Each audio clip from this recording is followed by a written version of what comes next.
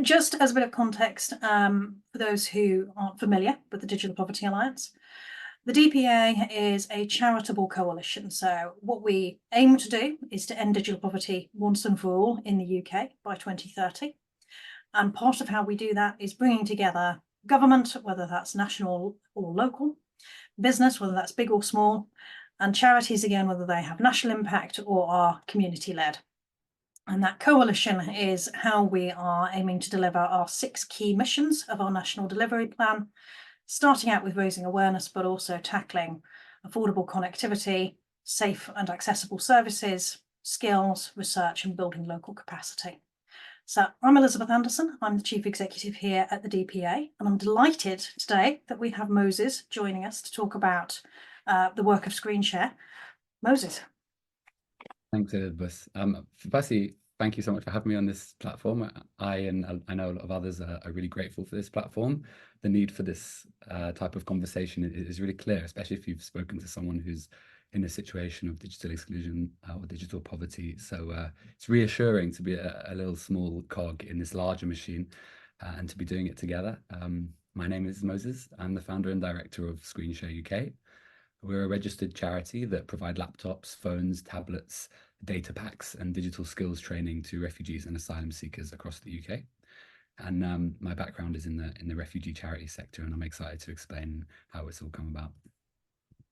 And there is no such thing as a small cog in digital inclusion, because everyone is having massive impact, and ScreenShare are by far no exception to that. Today we're going to be focusing on enhancing refugee lives through digital inclusion. I'm delighted to see so many people joining us for this session. We love to hear who you are, so you should have the chat function available. Please do pop within there your name, whereabouts geographically you are, and what organisation you are representing.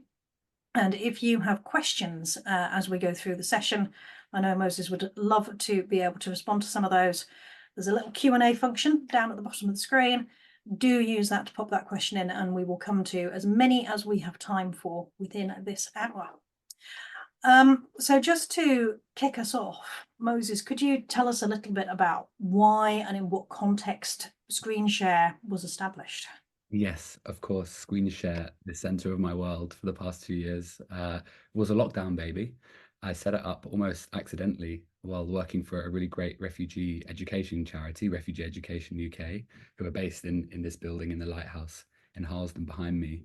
And I did so in response to meeting a couple of particular young people that I met there. The first was a woman who had faced grave danger and had traveled all across the world as a result of it.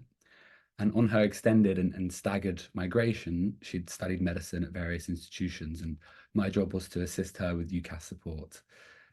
Because of her forced migration, she had had the most interrupted education, and she'd finally secured an interview with King's.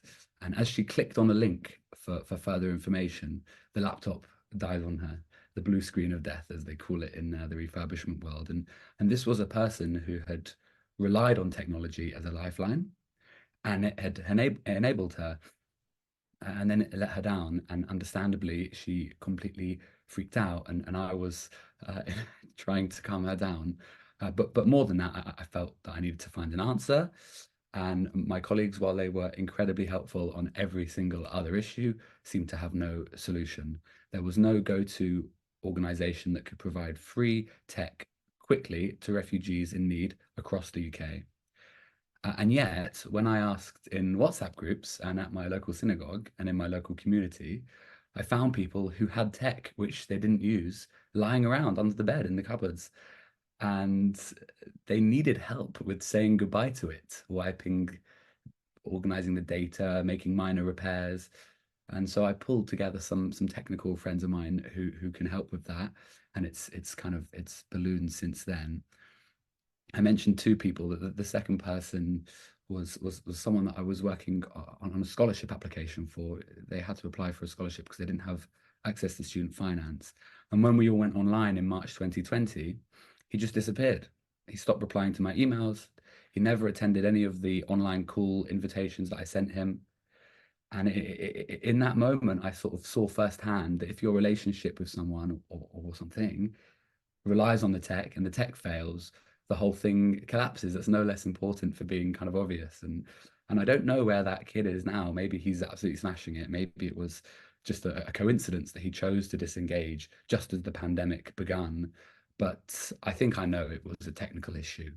And in my mind, that person represents this silent offline group who are, by definition, on the very margins of society and who cannot progress at all because they have no connectivity at all. And that, for me, is a bit of a ghost. It keeps me going. And since getting involved in this particular area of refugee support, I've seen how widespread the problem is in the refugee community. And it's not fair and it's not just. And we should, as a society, be able to solve it with the right interventions.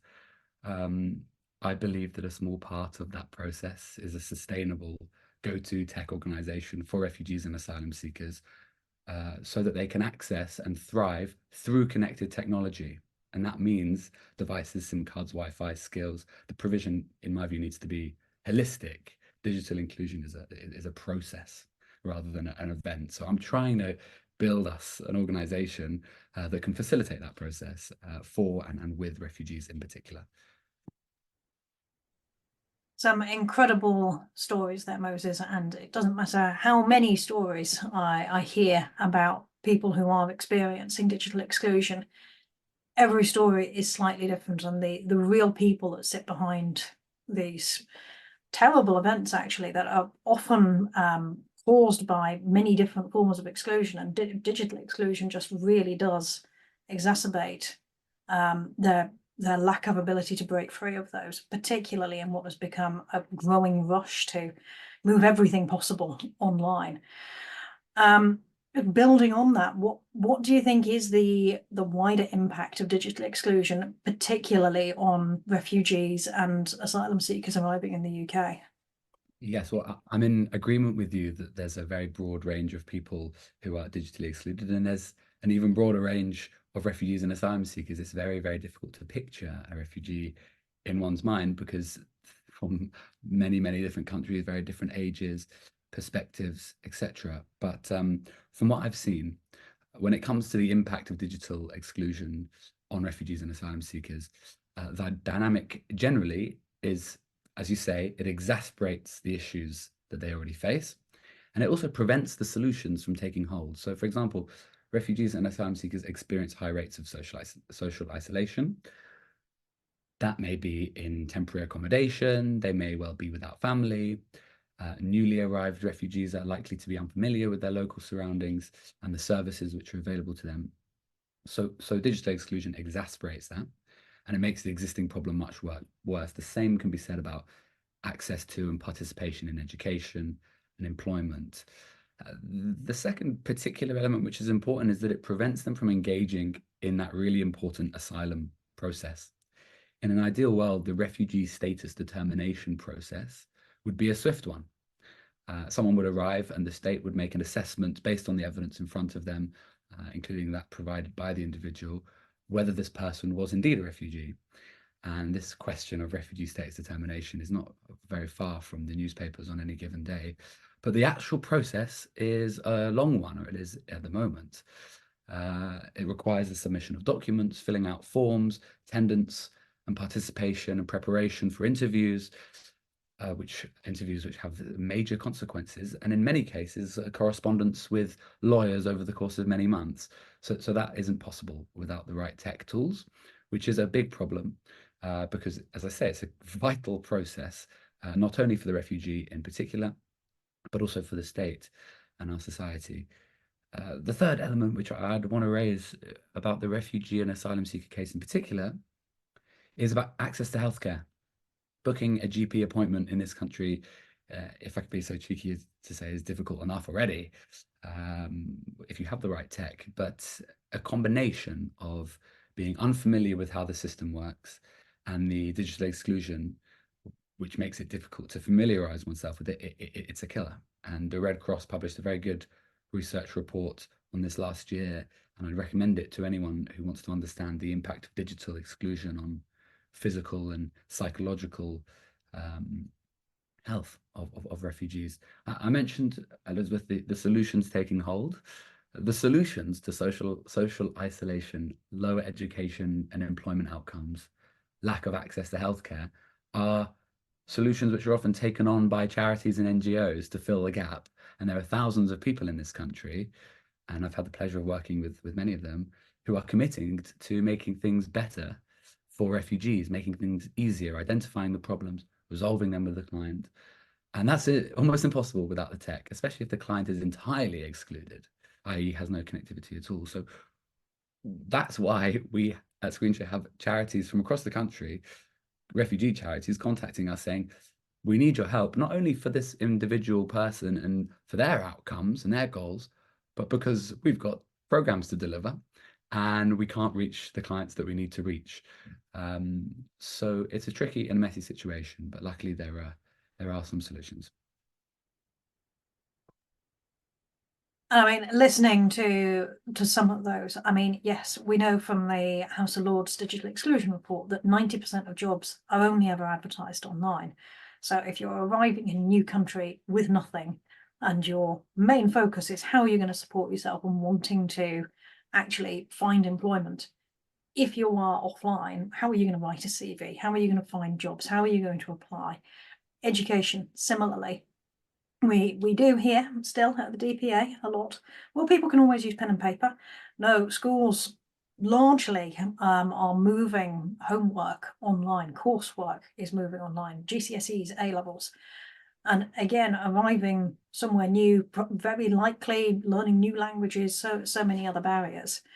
To then also find that your children's education is dependent on having access really to a keyboarded device and data. Incredibly important. And healthcare, again, we see this. I'm sure many people on this call will have tried to book a GP's appointment and find you don't just ring up anymore. You go online and fill in a form. And sort of picking up on that healthcare piece, which is growingly important, and the mental health that sits around that as well. How do you see the relationship between digital inclusion and digital integration and health and well-being? Yes. I mean, the relationship itself is clear that it exasperates the problem and makes it more difficult to resolve from the individual's perspective and the support worker's perspective. There are particular elements to both of those issues when it comes to integration and well-being. On integration, one element of refugee integration is learning English if they don't already speak it. And that process, finding English as a second language courses, enrolling on them, finding the classroom physically, then doing the work outside of the classroom, it's obviously curtailed by being digitally excluded. We receive hundreds of referrals a month, and almost every single one says, I would use the device to improve my English. And there's an ongoing debate about the duty on immigrants to learn the language and to integrate more broadly. Well, integration is a responsibility which goes both ways. And it's difficult for refugees to hold up their side of the bargain when there aren't the technological tools available for them to do so. On well-being, well, maybe we could run an experiment, Elizabeth. What would happen if we were to throw our laptop and phones in the canal? You know, what would the vibes be like in that circumstance? I wouldn't be surprised if it was a bit tense. This webinar would certainly come to an end. The truth is that when it comes to digital inclusion, we can immediately think of education and employment and community participation and integration, but there's another right in the modern day which many of us enjoy and which is denied to refugees and those who are digitally excluded, and that is digital leisure. Taking and sharing photos, watching videos, listening to music, using social media, gaming, shopping, romance. These are important things for humans in the modern age, and especially when you are trying to understand a foreign country and build a new life in it. The UN Refugee Agency, UNHCR, wrote a very good report on this last year, just showed how wide the digital leisure divide is and how that can have an effect on well-being. But for me, if I may, the deepest point when it comes to refugee digital exclusion and well-being and self-actualization is this, that it concerns the feeling of being unable to affect one's own situation. I've chatted to many refugees who are in very different situations, and the idea that comes up most regularly is stuckness, an inability to move forward or even sideways. It's a lack of agency and a concomitant hopelessness. And I don't think that a laptop is going to solve every refugee's problem. Certainly not. But it does attack that sense of impotence. When we distribute laptops, we are saying, this is a tool, use it in a way which works for you on your terms, so you can forge a better arrangement and situation. And our hope is that will have a knock-on effect. We see it having a knock-on effect on well-being through that kind of self-actualization and agency. I'm really pleased to hear you bring up the leisure piece as well, because so often in these conversations, and frequently that's for funding reasons or just helping people understand the sort of the sheer necessity, the fact that digital is now an absolutely essential utility. But so often that almost fun piece is lost, and the fact that actually how do many of us access either leisure services, leisure tools? How do we find out what's happening in our local area? How do we stay in touch with people? How do we share things? How do we find things? We do this online now. Whether that's right or wrong, I'm sure people would have different views on, the amount of screen time people should have. But it's 2024, and that is how this happens. And people are excluded if they're not part of those conversations, seeing the latest memes, watching the latest cat video that everybody else in the class is talking about. At least aware of what's on Netflix, and whether or not you would choose to watch it, at least you know what people are talking about, what comes up. And actually that is so frequently lost, and it is such an important impact on how people feel. And that wider point around just disempowerment, anything you want to do. We produced a set of postcards for an event last year that just set out how many of these things have you done online just today? And the number of people who were ticking, oh, well, yeah, I've done probably about 15 of these 18 items. So much of our life runs that way. You have put in place some fantastic projects, Moses, because you just have. What are some of the solutions that you've tried? What have been some of the highlights for you?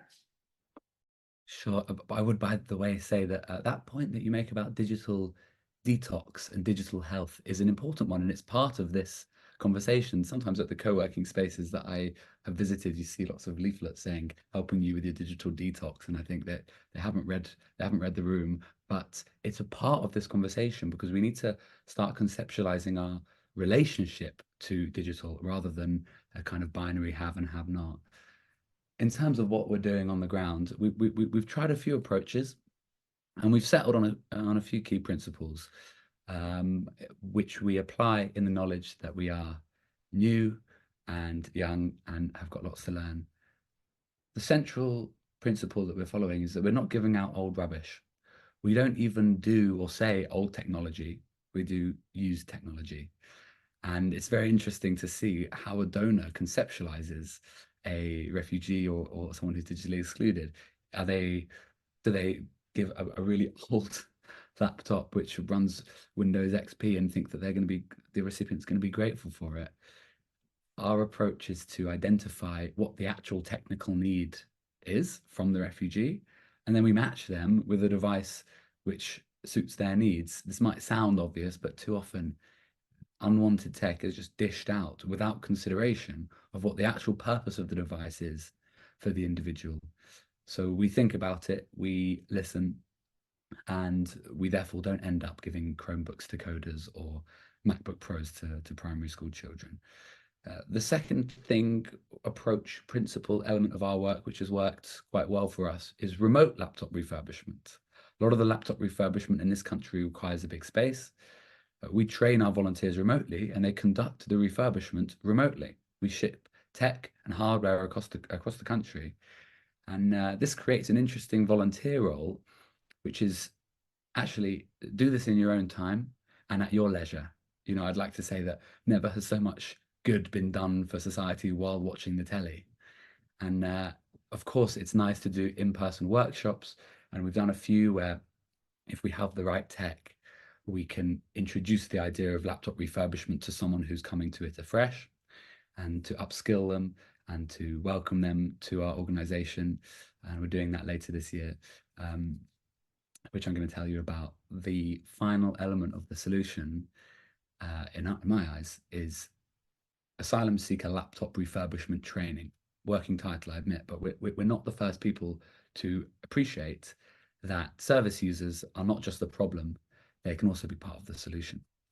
And our plan this summer is to give people laptops, data, digital skills training, and then teach them how to repair and refurbish, boosting their skills, their community participation, and their integration journey, keeping them busy while they're stuck waiting for their decision for months, often in temporary asylum accommodation, while also providing screen share with what we need to be sustainable, which is an army of trained volunteers who are ready to refurbish technology.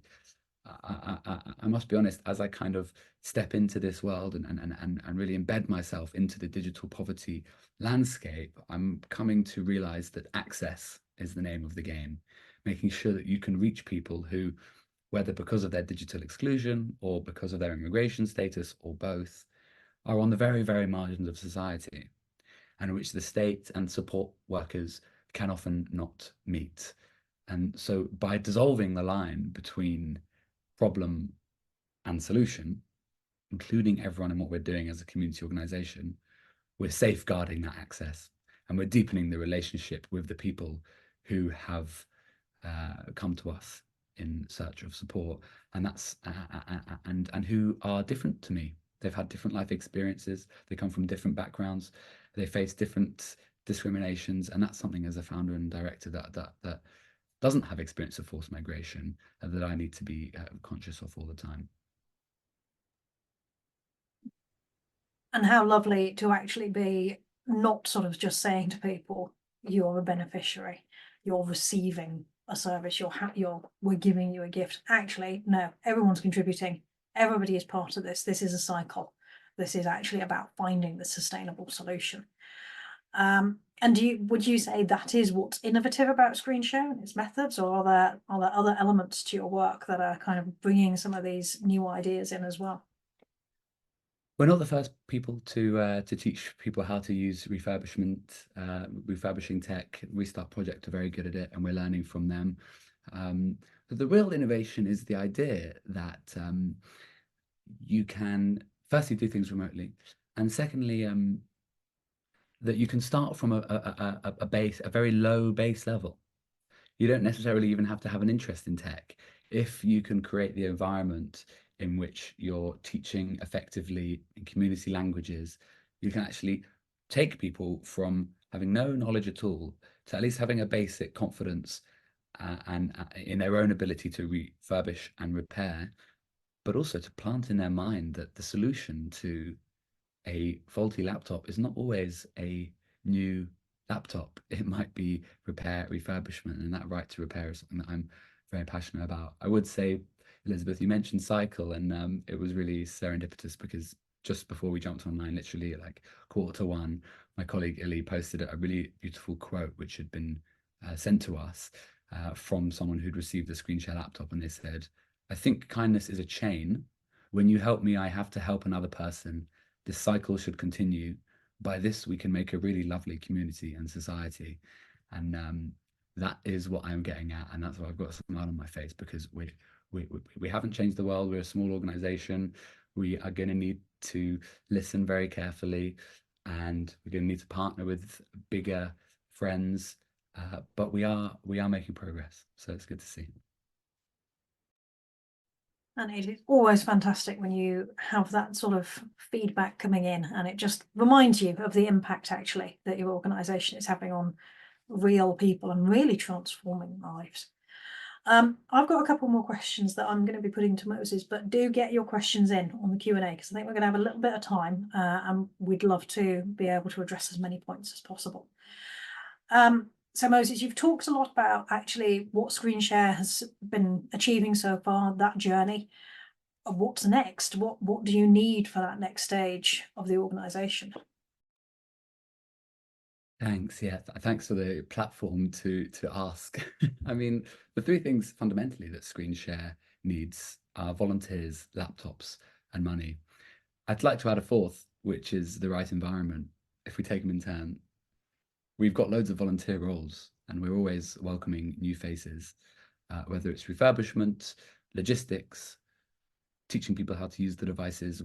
Last year we partnered with a really great organization called Conversation Over Borders to deliver digital skills training, and it works to do we proved, we think, that you can teach people one-to-one how to use a computer remotely, assuming there's an initial introduction process and the language isn't too much of a barrier. You can also teach people. So I'm also looking for digital skills volunteers as we roll that out this year and beyond. So volunteers is key. This whole arrangement wouldn't have happened if the people who I asked to join me had said no. And as ScreenShare grows, I'm unwilling to lose sight of the fact that at the heart of it really is volunteers who are willing to give up their time to support the cause.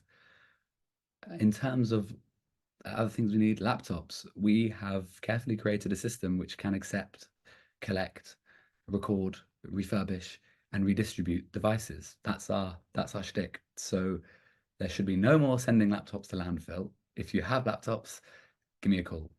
If you're asking, and if you can, I'd also need some policy change. We need a new government digital inclusion strategy. When I first started to explore this area, I was searching for the government's approach on the issue. And I know we've had the Essential Digital Skills Framework in 2018 and digital skills partnerships, and you mentioned the House of Lords. But the last UK government digital inclusion strategy was published in December 2014. I was at school in 2014. So something needs to come from the top, in my opinion, which reflects the situation as it is now, its severity, and the solutions which are available to us now. There was a moment in COVID when I thought the government were going to put us out of business, but it was limited to schools. And once the kids went back to school, the provision disappeared. So I think it's about making sure that not only is it on the public's agenda and there are campaigns, Good Things Foundation are doing really well, and you guys are doing amazing at keeping it up there, but how urgent is the cause of digital inclusion around the cabinet table? I think we also need a louder and a broader right to repair movement. They're kind of ahead of us in the States. A Restart Project, who I mentioned, are a brilliant organization, and the 2021 legislation about the right to repair was welcome. In my eyes, we need a community movement where people will begin to realize that planned obsolescence isn't tolerable. And actually, the device that you have in your hands, which is somewhat faulty, as I said, doesn't necessarily mean that you need a new one. We've got thousands of trained technicians in this country, but the repair market and the movement could do with a bit of kind of integration, do with a bit of a boost. I also acknowledge that retail technology, Currys, Virgin, O2, Vodafone, they're also on board and they're making a difference. And so their continued support is big and we need it. And we also need other big businesses to help them to turn the dial. And I think that's going to be critical. And finally, it's a broken record, but as with every charity, especially small charities, we need funding. We make sure that every single device that we refurbish is properly invested in. Because we work remotely, returns are quite costly, not only to us, but to the individual. So we are ensuring that the devices that we are putting out have their lives extended with new hardware, SSDs, RAM, batteries, sometimes new screens, cameras, keyboards. That costs us. And we wouldn't be able to provide the high quality devices if we couldn't cover those costs. So if you are watching this and think, yeah, I'll buy a battery for a Refugee, all donations are really welcome. I think many charities are in the same place, but ScreenShare is definitely worth considering. If you're listening in, do take a look at the website, which I'm sure that we'll drop in the chat in a minute to help you if you can't find that on Google fast enough. And also really really important to remember that policy piece as well. The digital inclusion strategy is now 10 years old, and we know from the government response to the House of Lords report I mentioned earlier that the current government does not have the appetite to review that strategy, despite the fact that actually a lot has changed. We had a pandemic in between, so much has moved online. The social and societal position is very different to where we were in 2014. And this is one of the reasons why we released last year, and will release each year, our National Delivery Plan, which tries to look at how civil society can work with government to address digital inclusion. So if you've not taken a look at that, we'll also pop that in the chat in a minute. But what is absolutely fundamental is to remember no one institution is going to be able to fix digital poverty or digital inclusion.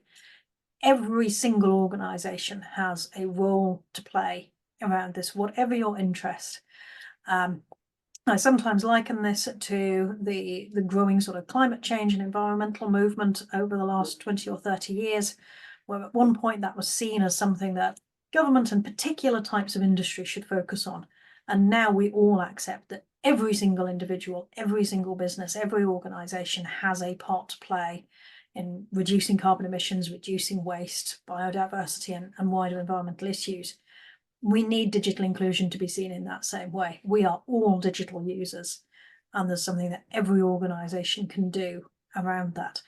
And if you're not sure what that is, and you're sitting there going, I don't think that applies to me, please get in touch. We'll be very happy to enlighten you on some simple steps that you can take.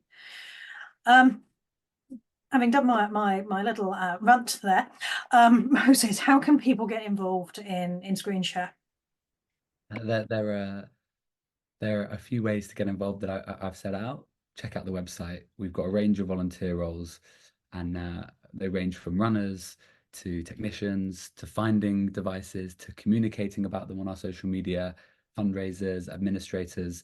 The beauty of being a small organization is that you can be nimble. So if you genuinely want to get involved, no time wasters, check out the website, drop us an email, because we are able to, at our heart, we're going to be coordinating volunteers. That's our beating heart. So bring your skills, bring an open mind. Communication is key, and we'll make it work. Perfect. And for those listening in who can't see the chat, the website is, Moses. The website is www.screen-share.co.uk. Maybe I'll drop it in the chat. I just have, so I've saved you a job. Yeah. We're going to come to some of your questions right now. Do keep putting them in. Keep putting them in the Q&A function.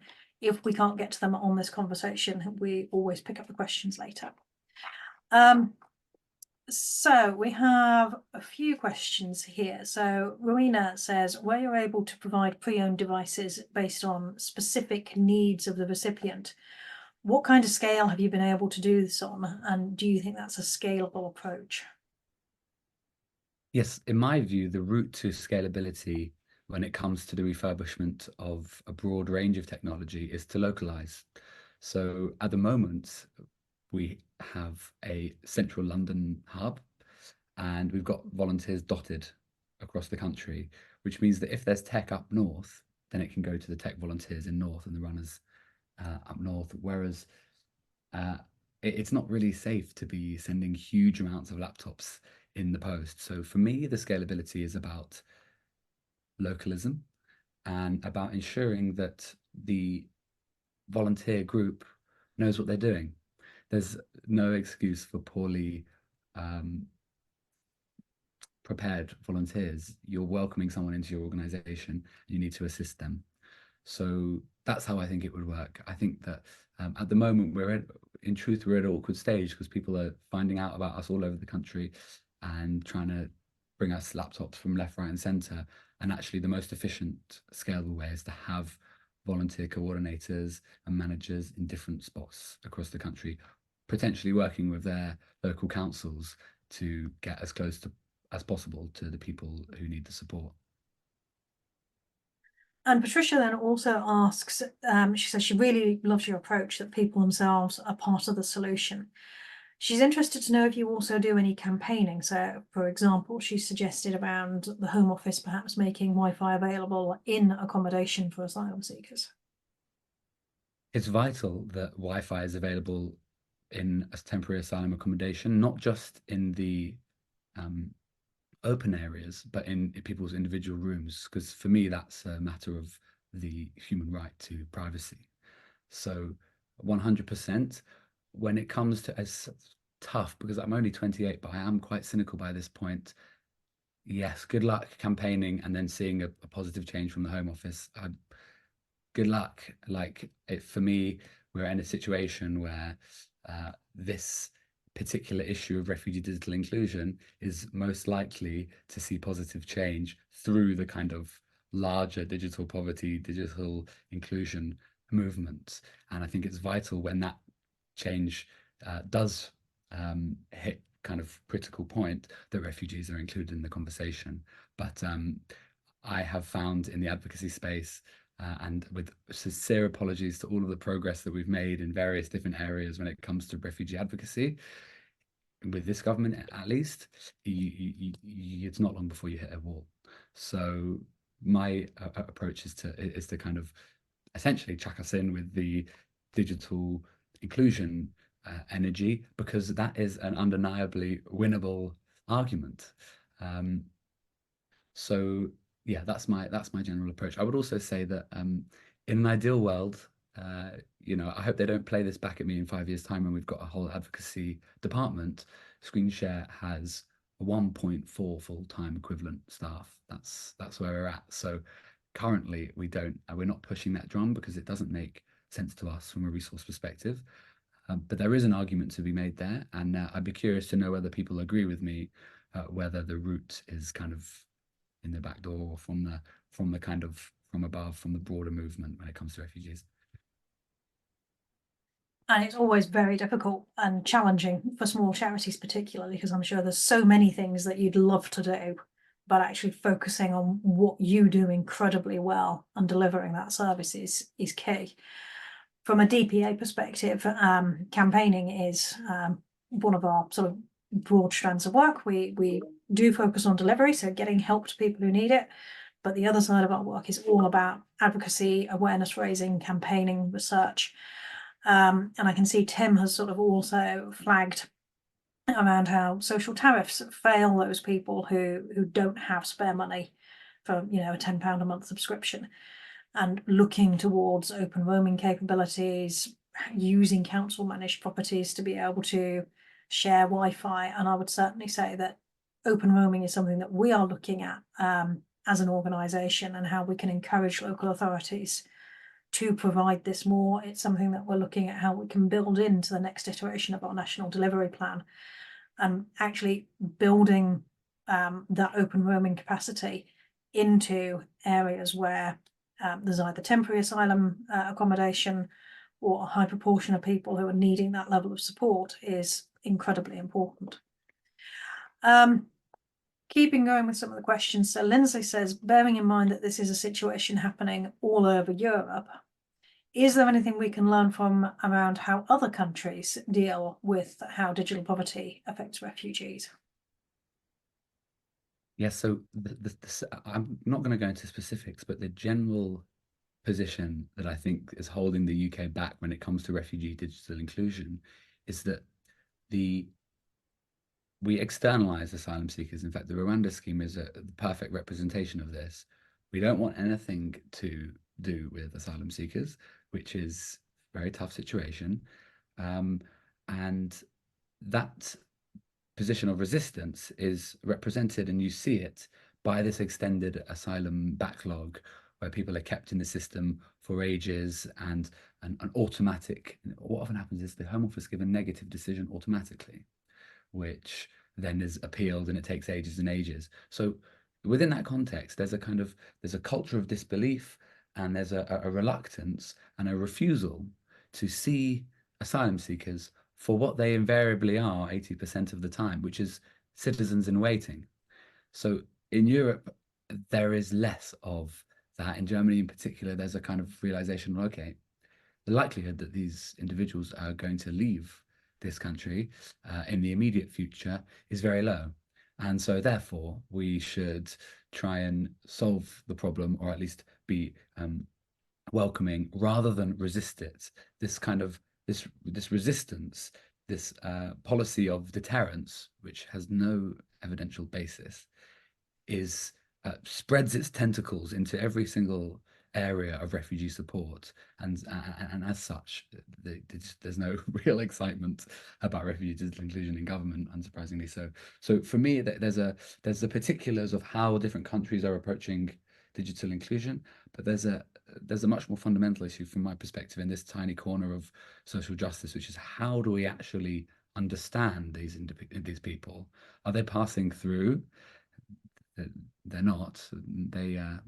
My great-grandfather, David Seitler, arrived from Poland at the turn of the century, and he was referred to on his documents as a trans-migrant, i.e. someone who's transitioning through on the way to America. And now I'm presenting here from a flat in Hackney. So people move, but actually they also put down roots. For as long as the government don't realize that, there's not going to be sufficient progress when it comes to this particular issue. And more generally, there's lack of enthusiasm for tackling digital poverty, I would say. So there's much to be done here, and raising awareness and actually the public mood starting to shift to recognise that actually people in every section of society need access to digital. This isn't a luxury poverty. This isn't a nice to have. This is, you cannot achieve, you cannot learn, you cannot work, you cannot contribute to society, as some might term it, if you don't have the digital access to be able to work through these essential services. We've got a slew of questions actually about how screen share works, which I'm sure will be exciting for you to answer. So one is, you've sort of alluded to some of the skills training around how to actually use the device. What does that look like? Do you signpost? How do you keep those people receiving devices engaged with their device? Yeah, so we've done a small program which matches volunteer digital mentors with people who need assistance, and we do believe that you can teach digital skills remotely. I think that there is a lot of resources out there. Learn My Way is a great example. LinkedIn have got some good digital resources. The challenge is getting the service users connected with those resources. And there's a major need, in my view, particularly in this area with refugees, of a kind of multilingual Clippy, the old school little digital assistant who presumably now could be much better and more skilled to actually guide someone through. In terms of what Screenshare have been doing, we've piloted a digital skills program and we've learned our lessons, and now we're furiously fundraising to try and launch it in a big way in collaboration with a great organization called Conversation Over Borders. So we are getting there, but we also need to perfect what we're doing in terms of device provision. The question touched on our ongoing relationship with the client, and we're kind of doing two things at the same time here. We're taking a small group of individuals and providing very, very holistic support and showing supporters and donors how that needs to work. And we're also trying to distribute as many as possible. So we ask, when we distribute a device, would you be interested in digital skills training? We've got the model. We think we know how to do it, but we need the funding for it. Yeah, and of course, people don't always want digital skills training, or they may want digital skills training at a separate point. They may need the device right now to do something really specific and then want to build on that or look at different areas of how to use that effectively and safely. Also, Joanne asks, do you provide internet access and mobile hotspots? How do you support those who don't have internet access at home, which we know is a big challenge? Our approach is to distribute data packs. That's where we're at. We would like to have a larger program where we're providing Wi-Fi. There are some people in the chat who are have identified that they know what they're doing there. We've always been about the physical tech, and so while we acknowledge that connectivity is important, at the moment we go through SIM cards, which of course relies on the individual having a phone. We can sometimes provide that phone, but our connectivity provision at the moment is is through hotspot, essentially. And I'm keen to see a slight shift when it comes to this, because at the moment it's quite easy to get physical SIMs, but less easy to get eSIMs, which I think would be more helpful for the individuals.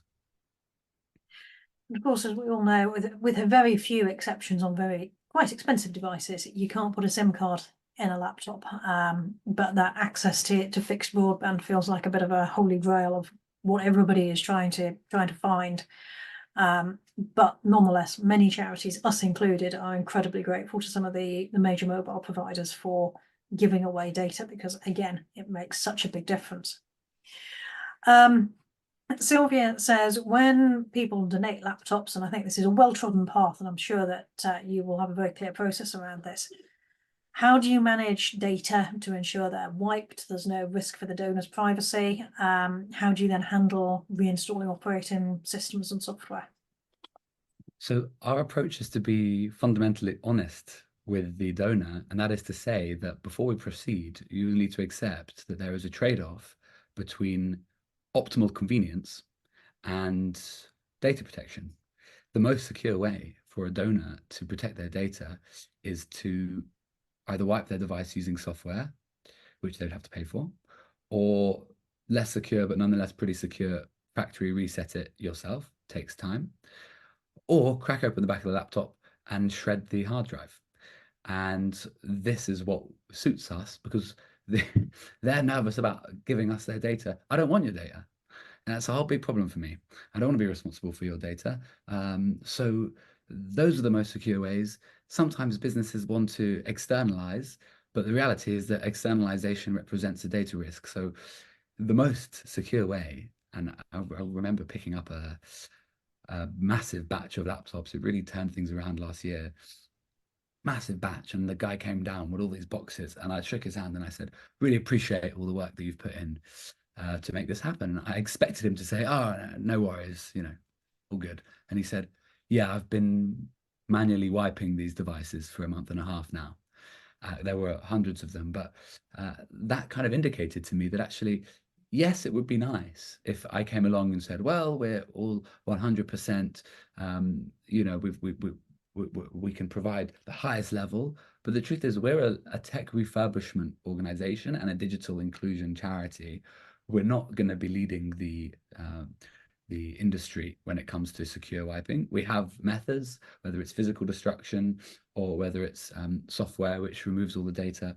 But ultimately, the key is a recognition and a negotiation on the cost, whether that's time or financial, of data destruction. If you are listening to this call, and it's always fun to turn a webinar into a meeting with the person that you're talking to, but if you are listening to this call and going, oh, it's not quite enough for us, please don't let that be a barrier, because at the DPA, we work with a number of partners who can take that to the nth degree of absolute top of the range security. So, if you're interested in that conversation, I'm sure that we'd be very happy to set up some joint calls between us and Moses and one of our partners. Do you set minimum hardware requirements for those devices, Moses? For the donated devices, yes, they need to be, depending on what who's made them, but there's a year. I think it's 7 or 8 years. Needs to have a camera. If it doesn't have a camera, then it needs to be, recycled, really. Although there are some organizations that can load really old devices with very, very light software. But yeah, when you're a young refugee and you've arrived in the UK and you receive a device with no camera, it may well do more harm than good. Also, at the stage at the moment where power repairs are a bit of a challenge for us, we can do modular stuff, but if the laptop isn't turning on and it's not responding and it needs motherboard assistance, that might be outside of our remit. The reality is that if you want to donate a set of tech or indeed an individual laptop, fill out the form on our website and we will make an assessment with you. That's essentially how it works. It also depends on the technicians that we have available. We have, I think, 17 tech volunteers at the moment, and their engagement has a knock-on effect on what we can do. So if you're watching this and you're a technician, experienced technician who likes to repair motherboards, having just seen someone spill a can of Coke over it, then please drop us a message, because that will mean that we can take more devices, of course. Fantastic call to action right there for anyone who has that IT background. And do you have a program for providing phones? James asks. A lot of users would find a phone to be a really useful digital starting point. Yes, fewer phones.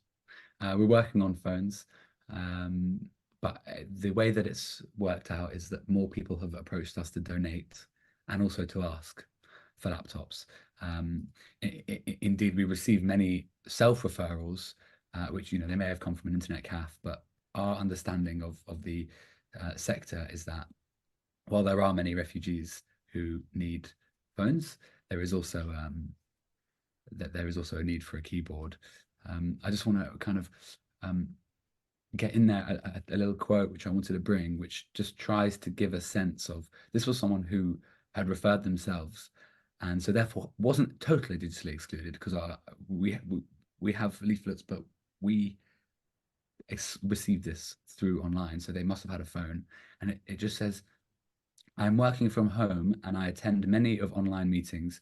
Laptop helped me a lot and facilitate my contribution through Teams and Zoom. I am exploring the world according to your laptop." And so that is a scary position to be in, but indicates to me that this is a person who could survive with a phone, but couldn't move forward without a laptop. And that's kind of a really key area. If you can nonetheless refer for a phone, and we're in ongoing discussions with various businesses about donating phones, it's all conditioned upon supply at the minute. But I would also say that one of the challenges with phones is that they're less refurbishable. You can replace the battery, you can change the screen, but it's much more difficult. Phones are ever a challenge, especially with the speed at which some of the security measures move forward for really good and strong reasons, but it can mean getting access to the systems are incredibly difficult. Operating systems change so quickly with the security requirements that sit alongside apps. So a challenge that needs to be resolved, and many organizations are looking to resolve. But if you're sitting listening to this again, think about your own day, think about your own work. And the fact is, realistically, now we need both. We need a phone to do phone things, and we need a laptop to do things where you actually need to be able to create content, where you need to be able to write an application or fill in a lengthy form, create a CV, join online meetings. All of these, we shouldn't assume that, well, if you're a refugee or an asylum seeker, you don't really need to be able to do that. You can manage. That's not where we should be in 2024, in my view. And just a final question from Dave, and you did touch on this at the very beginning. You mentioned that's the Lighthouse building, but he says, what's the place pictured in your background? The picture behind me is the centre of Harlesden, which is a very interesting area in northwest London. And I was working for Refugee Education UK, who are the leading refugee education charity, who support hundreds and hundreds of young refugees a year to get into education and to thrive in education. And they essentially affirmed the need and supported me as I launched it. And the building behind me is called the Lighthouse, which is essentially a refugee education centre and head office for REUK. And I recommend that you visit it because it is thriving and vibrant, and in a really important and interesting community in which there are many migrants. So it's a really key community space. And I think the reason that I've put it as my background is because, firstly, for me, that's where the journey started, in Harlesden, working for REUK, but also because as the cause of digital poverty grows and big institutions get on board, thankfully, we need to remember that the nature of the problem of digital exclusion is that, as I say, the people, the service users, are on the very, very margins of society. They are, by definition, uncontactable. So although I appreciate that there's different levels of digital exclusion, but we kind of like, this was me kind of saying, we've got to keep it grassroots. You know, I'm not suggesting I'm from the streets, but really the work is done on the ground in nimble, small organizations who can go out into the community, who receive referrals because they're known through word of mouth, and who can ultimately build relationships with people who are at the moment in need, but in the future will be in a much better situation with thanks to the help that they have received. Thank you so much, Moses. Thank you for your time this afternoon. And I'm sure that I've seen a huge amount running along in the chat, and I'm sure that people will have found this incredibly helpful. More than that, thank you for everything that you are doing to help people tackle their own personal digital exclusion and break through some of those barriers. To our attendees, again, thank you for coming along. Thank you for being part of this session today. We run live webinars because we always find it so important to have those live perspectives and those live questions coming through. So we appreciate your time in doing that. And I hope that you will pick up on Moses' course to action there. Volunteer, donate that kit, look at whether your organisation can provide funding. And if you happen to be in a policy-focused role, please do bear in mind the importance of tackling digital inclusion through your own policy construction. On the DPA side, please do visit digitalpovertyalliance.org. You can check out some of our work there. You can see how you can support us. And potentially most importantly, you can look at our national delivery plan and understand a little bit about what we are trying to achieve. And if you have any conversations that you want to pick up and take forward, you can always reach out to me at elizabeth@digitalpovertyalliance.org. I am just going to ask Moses if he has a few closing thoughts that he'd like to share before we sign off for today. Thanks so much. Appreciate the final words, and I really appreciate the chat, which is popping off, and that's just gives me a real boost. I suppose I just want to leave with just a tiny little image in someone's mind. It's impossible for us to understand what it is like to have gone from the airport in Kabul to a classroom in Yorkshire. But in that context, tech is a lifeline. I'm probably preaching to the choir, but if you're to take anything away from what I've had to say, it should be that, particularly for refugees, a tool like a laptop or a phone or a tablet is a lifeline, and so it's particularly important given their circumstance. Also, please feel free to reach out to me. I'm on a crazy challenge of posting every day on LinkedIn for 100 days, which is way more work than I expected it to be. But please reach out on LinkedIn because I would love to chat and to collaborate. It's, as I said at the beginning, really, really reassuring to be a part of a much broader movement. So thanks for having me, and I'm sure that good news is on the way. Thanks so much, Moses. Thank you all. See you soon.